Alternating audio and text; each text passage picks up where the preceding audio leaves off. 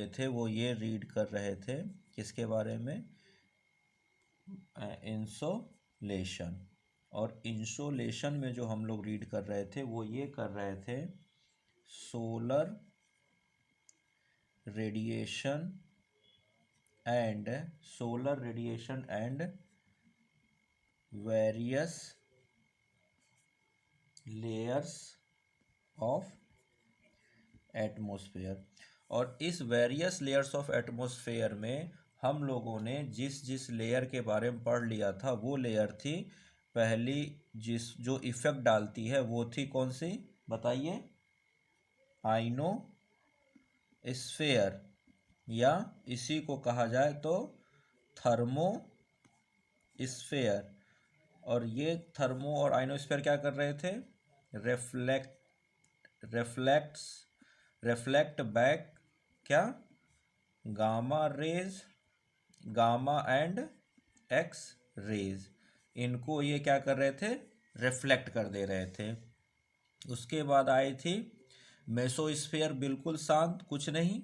उसके बाद था स्ट्रेटोस्फेयर, और स्ट्रेटोस्फेयर में भी मोस्ट स्पेसिफिक जाए तो वो क्या था, ओजोनो स्फेयर कह लीजिए, या ओजोन लेयर कह लीजिए, या ओजोन लेयर कह लीजिए। और ये क्या कर रही थी, ओजोन लेयर एब्जॉर्ब्स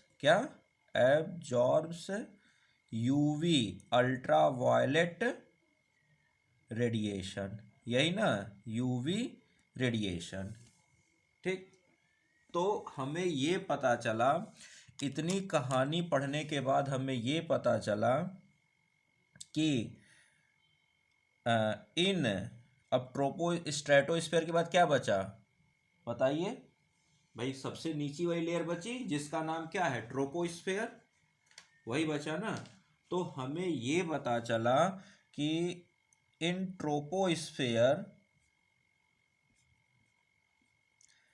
जो 7 वेवलेंथ सन से निकलती हैं, 7 अलग अलग तरह की डिफरेंट वेव्स सन से निकलती हैं, उसमें से 3 तो समाप्त हो गई। 7 कौन कौन सी थी जिसको हमने देखा था, वो थी gamma rays, X rays, ultraviolet radiation, visual range. उसके विजुअल रेंज के बाद क्या थी, इंफ्रारेड, रेडियो वेव, माइक्रोवेव, ये 7 थी, जिसमें से 3 तो स्ट्रेटोस्फेयर तक आते आते खत्म हो गई। अब बची 4। तो इन ट्रोपोस्फेयर 4 डिफरेंट वेवलेंथ्स इंटर करती हैं, कौन कौन सी, विजिबल रेंज,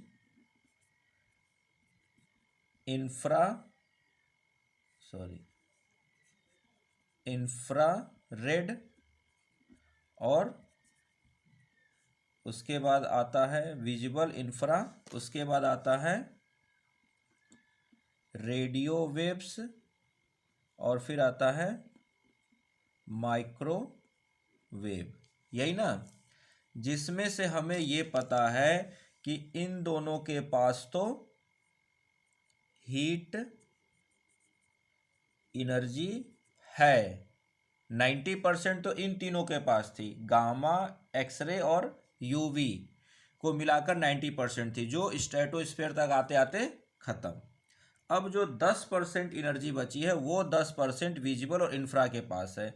इनके पास रेडियो वेव और माइक्रोवेव के पास क्या है, नेग्लिजिबल एनर्जी। तो ये आए ना आए हमें कोई फर्क नहीं पड़ रहा है। अब हमें देखना है कि ये जो विजिबल रेज और इंफ्रारेड, ये जो दो आ रही हैं, कौन सी, विजिबल और इंफ्रा रेड, ये जो आ रही हैं, ये दोनों क्या करेंगी। अब जो कुछ होगा अब इन्हीं दोनों से होना है, और कहां पर होगा, वो होगा ट्रोपोस्फेयर में। ठीक है, तो जो हीट बजट हम लोगों ने पढ़ा था, हीट बजट पढ़ा था ना हम लोगों ने, जिसमें 100 यूनिट एनर्जी आई तो ये वापस इतनी हो गई, इतने यहाँ एब्जॉर्ब हुई, यहाँ इसने इतना खर्च कर लिया, इसने इतना ले लिया। तो वो हीट बजट एक्चुअल में क्या था, सब कुछ था। तो उस हीट बजट से जब आप देखोगे तो आपको पता चला कि मैक्सिमम एनर्जी तो लौट चुकी है। अब बची कुची जो एनर्जी आती है, तो अब ट्रोपोस्फेयर में जो क्लाउड वाला एक्शन हो रहा था या उसके अलावा जितने भी हो रहे थे एब्जॉर्प्शन या रिफ्रैक्शन, वो सब कहाँ हो रहा था? ट्रोपोस्फेयर में। और ट्रोपोस्फेयर में जब वो सब हो रहा था, वहाँ कौन सी लाइट का हो रहा था? विजुअल रेंज का, यानी विजुअल लाइट का, और इंफ्रारेड लाइट का, इसी का हो रहा था रिफ्रैक्शन वगैरह। ठीक है। तो अब हम लोग देखते हैं कि ट्रोपोस्फेयर में जब सोलर रेडिएशन इंटर करता है तो क्या होता है। तो ट्रोपोस्फेयर में विजिबल रेंज और इंफ्रारेड, यही दो इंटर कर रही हैं, और इनके इंटरेंस से क्या होगा, अब हम लोग उसको देखते हैं। ठीक है। आपसे यूनिट्स का कंसेप्ट कोई नहीं पूछेगा।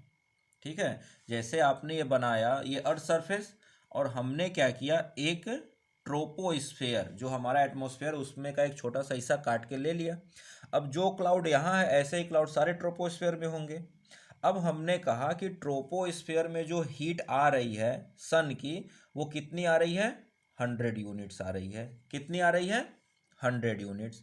इस 100 यूनिट हीट जो आ रही है, वो जब 100 यूनिट क्लाउड से टकराई तो 27 यूनिट उसमें से क्या हो गई?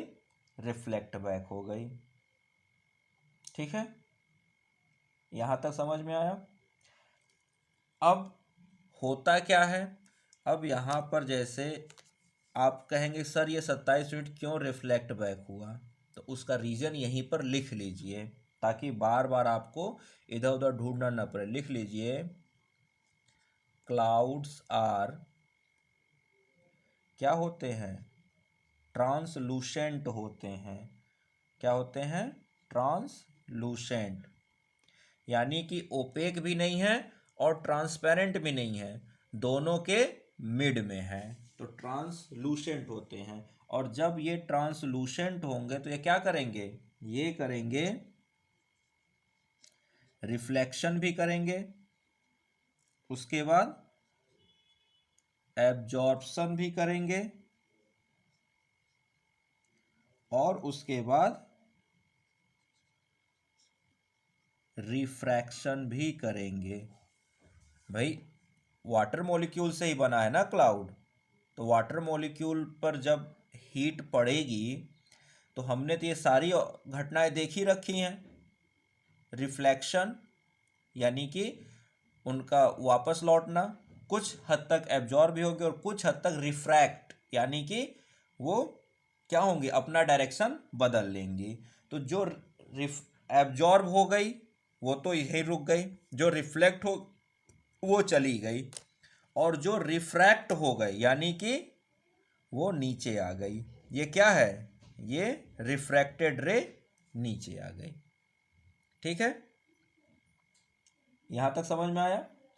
अब इस रिफ्रैक्टेड रेज का अगला जो इसका टकराव होगा, वो होगा यहाँ पर आपको एटमॉस्फेयर में ढेर सारे डस्ट पार्टिकल्स से। क्या होंगे? एटमॉस्फेयर में ढेर सारे अलग अलग तरह के डस्ट पार्टिकल्स होंगे। ठीक है। और और ऊपर में थोड़ा सा क्या होगा? वाटर वेपर भी होगा। वाटर वेपर और डस्ट पार्टिकल्स होंगे। कहाँ पर? इस एटमॉस्फेयर के यहाँ पर, मतलब ट्रोपोस्फेयर में, क्लाउड के नीचे। ठीक है। तो जब होगा क्या, इस डस्ट पार्टिकल से जब ये टकराएगी रेज, कितनी, जब डस्ट पार्टिकल से टकराएगी तो रिफ्लेक्ट हो जाएगी लगभग लगभग अप्रॉक्स 7%। ठीक है। क्या होंगी? अप्रॉक्स 7% रिफ्लेक्ट बैक हो जाएगी, या रिफ्लेक्ट बैक कह लीजिए, या जो वाटर वेपर है वो रिफ्लेक्ट होगा तो वाटर वेपर क्या करेगी, इसकी रेज बदल जाएगी, वेवलेंथ बदल जाएगी, तो एब्जॉर्ब भी हो जाएगी। क्या हो जाएगी? 7% का ये, या इसको 7 यूनिट कह लीजिए, बात वही है, 100 का 7% या 100 यूनिट का 7 यूनिट। ठीक है। और बाकी कुछ हिस्सा तो नीचे आएगा। तो जब कुछ हिस्सा नीचे आएगा तो हमें पता है कि अर्थ की सरफेस पर इधर उधर कई जगह क्या मिलेगा, आइस मिलेगा। मिलेगा। और जब आइस मिलेगा तो इस आइस से भी टकराकर रेज क्या हो जाएंगे, वापस जाएंगी। और ये जब वापस जाएंगे तो ये सब एब्जॉर्ब हो जाती हैं। कितनी हो जाती हैं, अप्रॉक्स 2 यूनिट्स रिफ्लेक्ट बैक हो जाती हैं। ठीक है। तो जब इन सब को हम कैलकुलेट करते हैं तो यहाँ पर चाहिए तो आप लिख लीजिए, पहले आप ये इसके बारे में लिखिए, जैसे मैं बता रहा हूँ वैसे लिखिए। ये जो आपने ब्लैक ब्लैक बनाया है इसके बारे में लिखिए। ये है dust particles and SPM. SPM का मतलब होता है सस्पेंडेड पार्टिकुलेट मटेरियल, जो सब जिससे हम लोग कहते हैं ना कि आज एसपीएम इतना है, तो वो क्या है, वो सस्पेंडेड पार्टिकुलेट यानी कि हमारे द्वारा जो धूल गंदगी उड़ाई गई है या हवा जो चली उससे जो धूल गंदगी उड़ी है, उस धूल गंदगी के साइज के आधार पर हम कहते हैं और वॉल्यूम में देखते हैं कि हाँ इतने वॉल्यूम में कितने डस्ट पार्टिकल्स मौजूद हैं। ठीक है। तो लिखिएगा,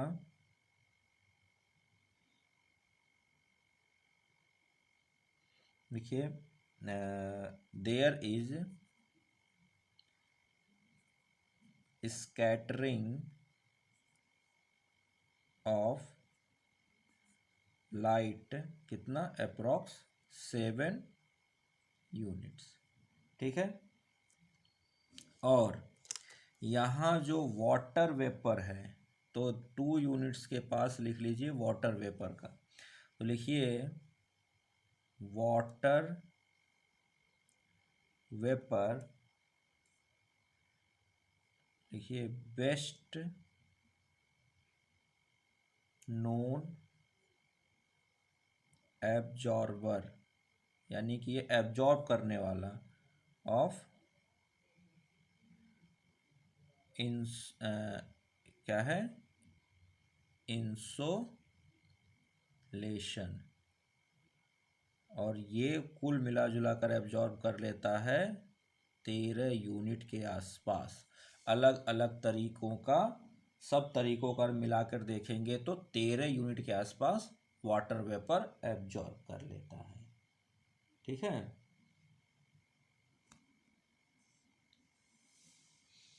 इस तरह से हमें पता चला। अब अगर हम इसको कैलकुलेट करें, अब हम इसको कैलकुलेट करें तो लिखिएगा क्लाउड्स। क्लाउड्स को कहा जाता है काइरोस्फीयर। ये यहाँ पर लिख लीजिए, आगे आपको बताऊंगा जब क्लाउड्स पढ़ाया जाएगा तब।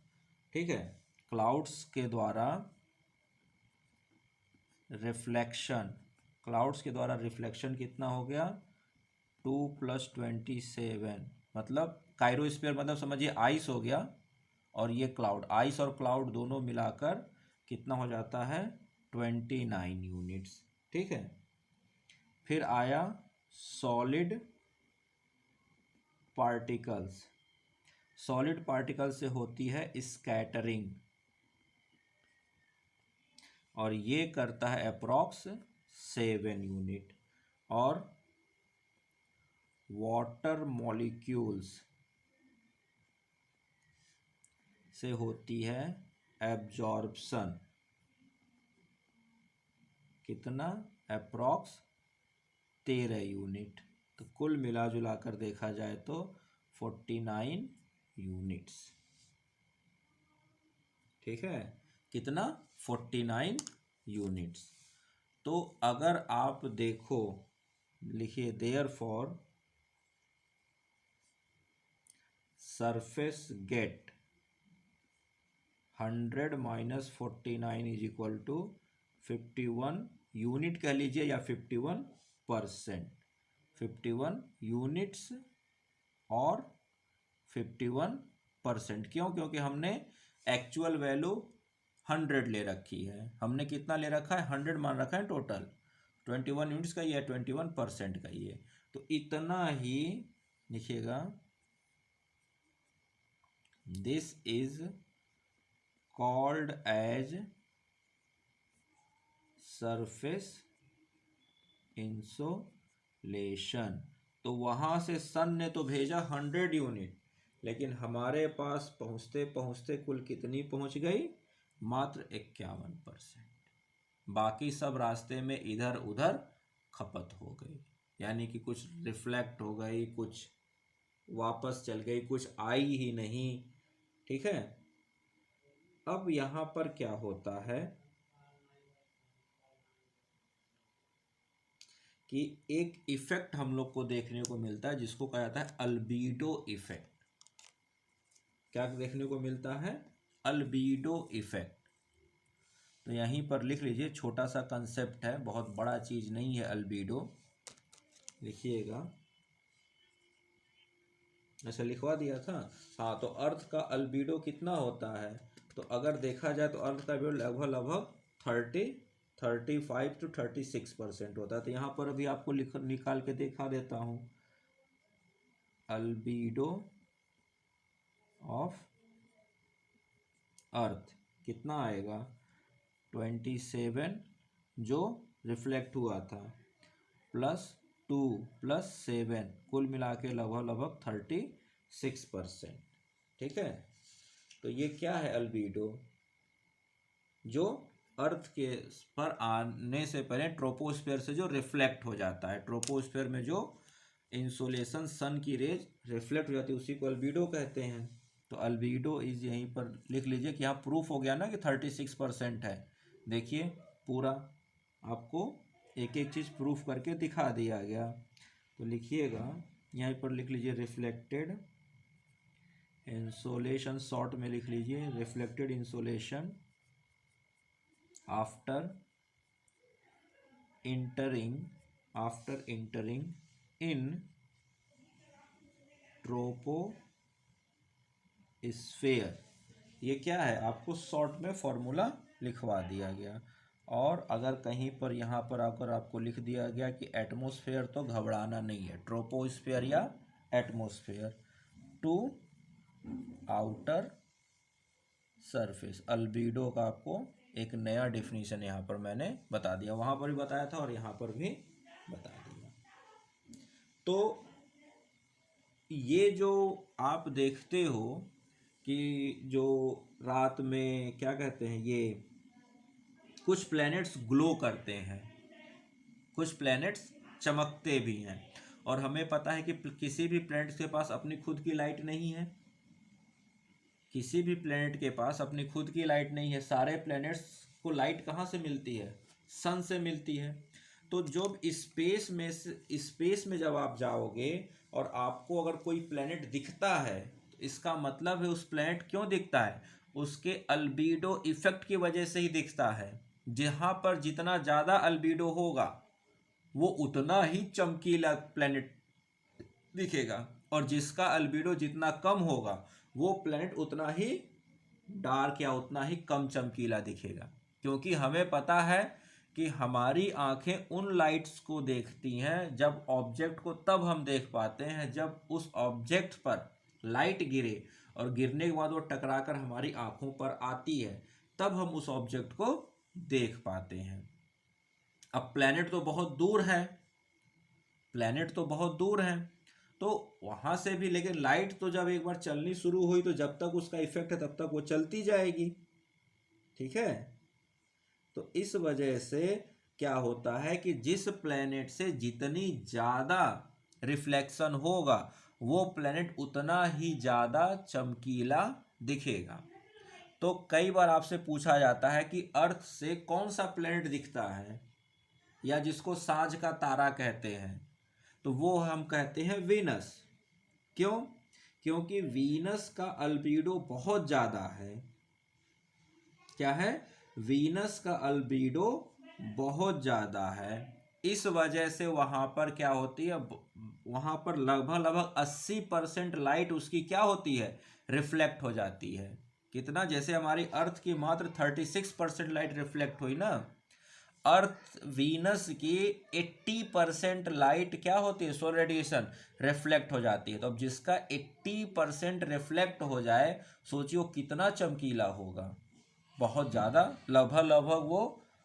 तो इसी वजह से हम क्या देखते हैं कि जैसे ही शाम होती है या सुबह से पहले, जब सूर्य की रोशनी थोड़ी अभी उतनी ज़्यादा नहीं रहती, तभी वो इस दिखना शुरू हो जाता है और पूरी रात दिखता है और सूर्योदय के थोड़ा देर पहले तक दिखता रहता है। क्यों? क्योंकि वहाँ पर इतना ज़्यादा एल्बिडो है कि वो हमें सबसे पहले दिखना शुरू हो जाता है। ठीक है ना? तो इसको चाहे तो आप लिख लीजिए, तो लिख लीजिए यहाँ पर, इसको स्टार मार्क करके लिख लीजिए। लिखिएगा, planets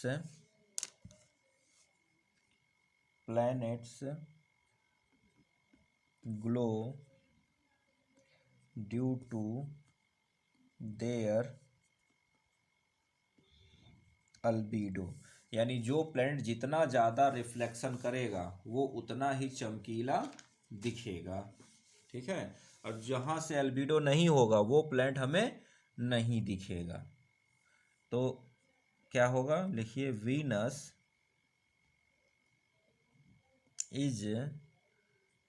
is the brightest due to highest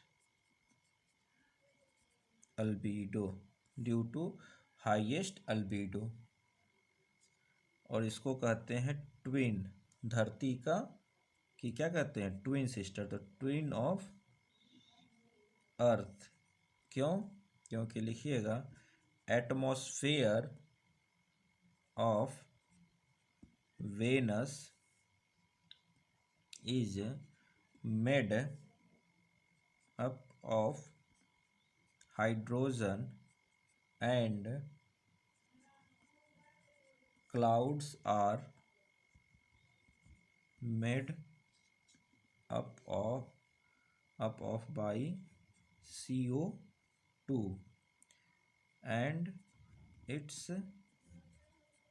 albedo is approx 80%।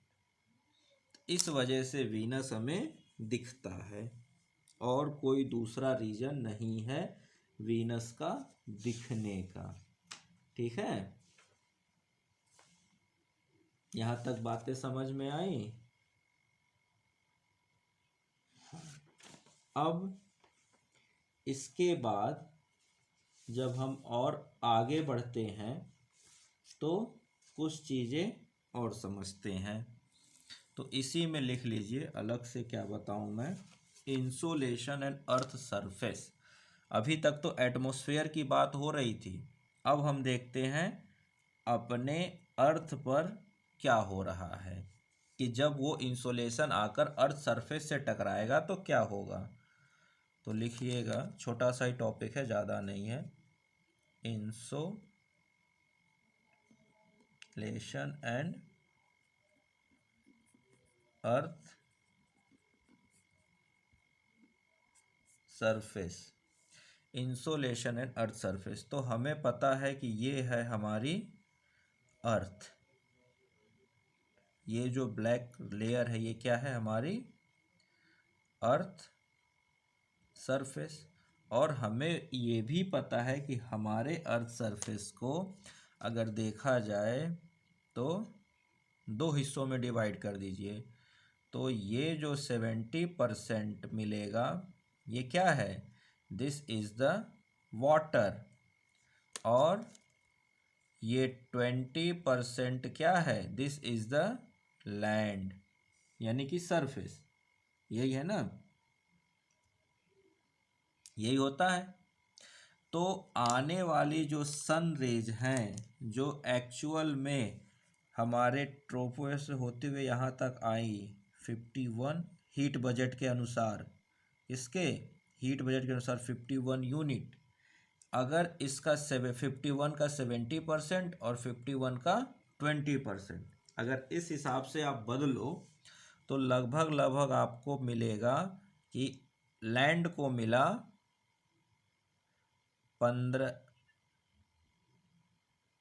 अगर 51 यूनिट्स हम मान रहे हैं, ठीक है, तो अगर 51 यूनिट्स आ रही हैं, हीट बजट वगैरह सब जो अब तक हम लोगों ने पढ़ा है उस हिसाब से, तो उस 51 का 20% क्या होगा, लैंड पर मिलेगा। भाई आने को तो आ गया, लेकिन वो दो हिस्सों में बट गया ना, पड़ा तो अर्थ पे, लेकिन लैंड पर कितना पड़ा और पानी पर कितना पड़ा, तो 70% पर तो समुद्र है, पानी, और 20% पर लैंड है, तो लगभग लगभग 15 से 16 यूनिट लैंड पर कह सकते हैं, और लगभग लगभग उसी का 35 to 36% या यूनिट क्या होगा, वाटर पर गिरा। ठीक है, 15 से 16 यूनिट लैंड पर, अगर ये 35 हुआ तो ये 16 हो जाएगा, अगर ये 15 है तो ये 36 हो जाएगा। ठीक है, एक एग्जैक्ट तो नहीं मिलेगा। अब ये जो 15% गिरा है, इस 15% का यानी इस 15 यूनिट का क्या होता है, लगभग लगभग 25% रिफ्लेक्ट हो जाता है। क्या हो जाता है, रिफ्लेक्ट हो जाता है। 15 यूनिट जो लैंड पर गिरा उसका 25% रिफ्लेक्ट हो जाता है, और जो वाटर पर गिरा, इस वाटर पर से 40% रिफ्लेक्ट हो जाता है। तो अगर मोटा मोटी हिसाब लगाया जाए लैंड का, अगर धरती का हिसाब लगाया जाए तो पता चला कि लैंड पर से रिफ्लेक्शन यानी कि रिफ्लेक्ट्स बैक कितना हुआ, 25%। तो एब्जॉर्ब कितना किया, एब्जॉर्ब्स लगभग लगभग 75%। तो लैंड अगर ज़्यादा रहता तो हमारी अर्थ ज़्यादा गर्म रहती, क्योंकि लैंड क्या कर रहा है, ज़्यादा एब्जॉर्ब कर रहा है। और अगर इसका देखा जाए तो ये रिफ्लेक्ट कर रहा है कितना, 40%, तो एब्जॉर्ब कितना करेगा,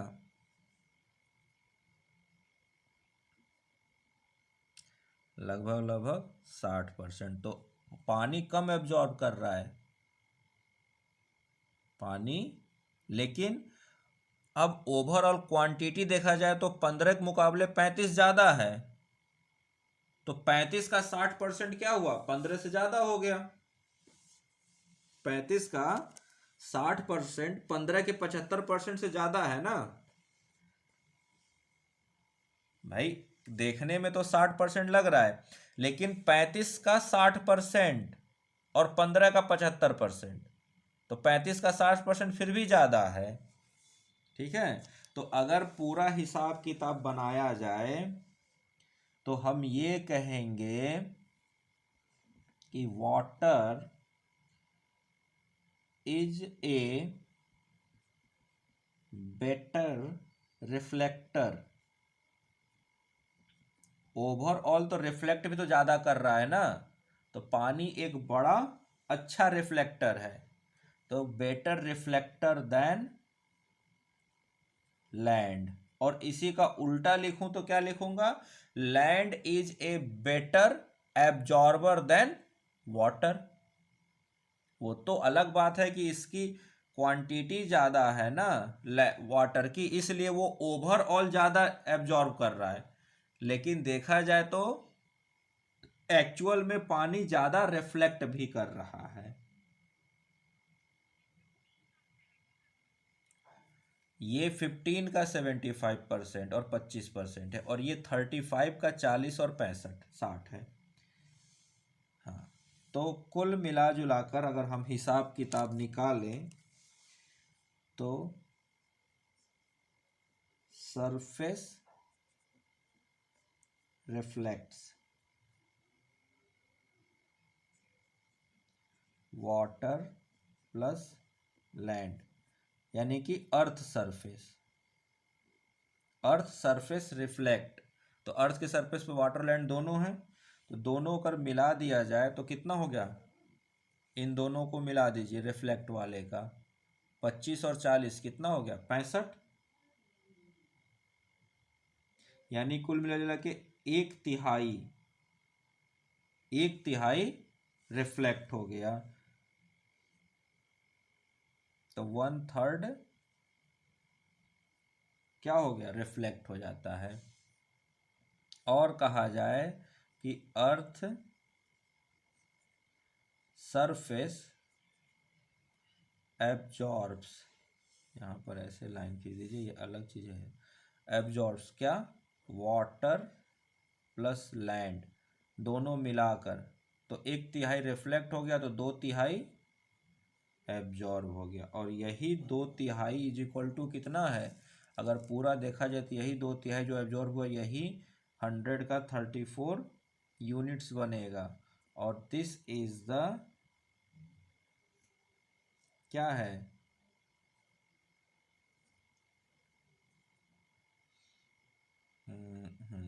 यही है टेरेस्ट्रियल, या इसको रहने दीजिए ऐसे ही छोड़ दीजिए, छोड़ दीजिए, या टेरेस्ट्रियल रेडिएशन कह सकते हैं इसको, कि इसी को टेरेस्ट्रियल रेडिएशन कहते हैं।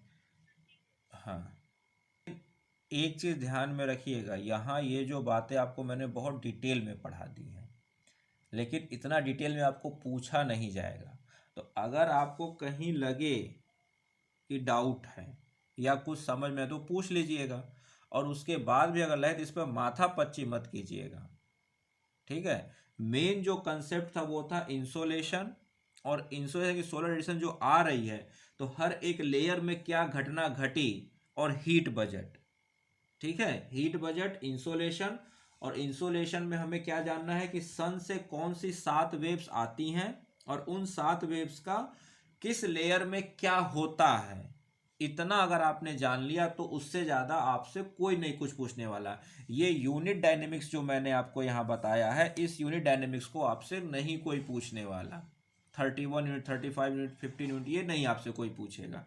हाँ, आपने कंसेप्ट समझ लिया कि कितना हीट आई, कहाँ कितना लॉस हुआ, कहाँ कितना गया, वही आपका मेन कंसेप्ट है, और वही आपसे पूछा भी जाएगा, इससे ज़्यादा नहीं पूछा जाएगा, ठीक है। ये तो मैंने आपको थोड़ा सा बता दिया कि हाँ, कि कभी आपको लगे कि जो बातें हमने पढ़ी क्या वो सही पढ़ी कि नहीं, तो आप उसको यहाँ अगर अपने यूनिट कंसेप्ट के साथ आप मैच करोगे यूनिट्स के साथ, तो आपको दिखेगा कि हाँ, जो बताया गया है, जैसा बताया गया उसी तरह से ये चीज़ें होती हैं। और अगर सारा हीट आ जाता तो शायद यहाँ पर जीवन असंभव हो जाता, और अगर मैक्स इतना से ज़्यादा हीट वापस जाता तो भी जीवन असंभव हो जाता अर्थ पर। तो अर्थ पर सब कुछ एक बहुत ही बैलेंस तरीके से बना हुआ है, और जब इसी बैलेंस को हम क्या कर रहे हैं, अलग अलग पॉल्यूशन के तरीके से इस बैलेंस को जब हम बिगाड़ रहे हैं, तो उसका नतीजा हमें देखने को मिल रहा है ग्लोबल वार्मिंग से लेके कई अलग अलग तरह की चीज़ें, और जिसकी वजह से हमें क्या है, आने वाले समय में बहुत से नुकसान झेलने पड़ रहे हैं। फिर उसी को लेकर क्या होता है, मीटिंग्स होती हैं, तो कॉप की मीटिंग्स यानी कि कॉन्फ्रेंस वगैरह सब ये सब होते हैं, उसमें सस्टेनेबल डेवलपमेंट गोल्स डिसाइड होते हैं, 17 सस्टेनेबल डेवलपमेंट गोल्स हमने डिसाइड कर रखे हैं, वो सब हम लोग आगे इन्वायरमेंट वगैरह में पढ़ेंगे, पोल्यूशन में भी पढ़ेंगे, इन्वायरमेंट में भी पढ़ेंगे, ठीक है। तो ये जो पूरा बैलेंस है ना, अब कैसे बैलेंस बिगड़ेगा, तो जैसे मैंने आपको बताया क्या कि डस्ट पार्टिकल्स इतना वापस करते हैं, अब उन डस्ट पार्टिकल्स की संख्या बढ़ गई, कैसे, हमारे पोल्यूशन की वजह से, तो जो रिफ्लेक्शन होना है वो बढ़ जाएगा, या जो एब्जॉर्प्शन होना है उसमें कुछ बदलाव आ जाएगा, और जब वो पूरा का पूरा बैलेंस बिगड़ेगा तो उसका इफेक्ट बुरा पड़ेगा। समझ में आ रही बात, तो सब कुछ आपस में कैसे रिलेटेड है, तो ये जब आप पढ़े रहोगे इन सब चीज़ों को, तो आगे आपको और भी जो कंसेप्ट बताए जाएंगे उसमें बड़ी आसानी होगी समझने में। ठीक है, यहां तक नोट डाउन कर लिया। अब हम लोग पढ़ेंगे फैक्टर्स अफेक्टिंग द वेरिए इंसोलेशन, यानी ये जो इंसोलेशन आते हैं, इन इंसोलेशन को कौन कौन सी चीजें हैं जो इन्फ्लुएंस करती हैं, कि कहाँ पर इंसुलेशन ज़्यादा होगा कहाँ पर कम होगा, उसको देखेंगे। तो ये रब किया जाए और अगला टॉपिक पढ़ते हैं, factors affecting the variation of insolation. ठीक है।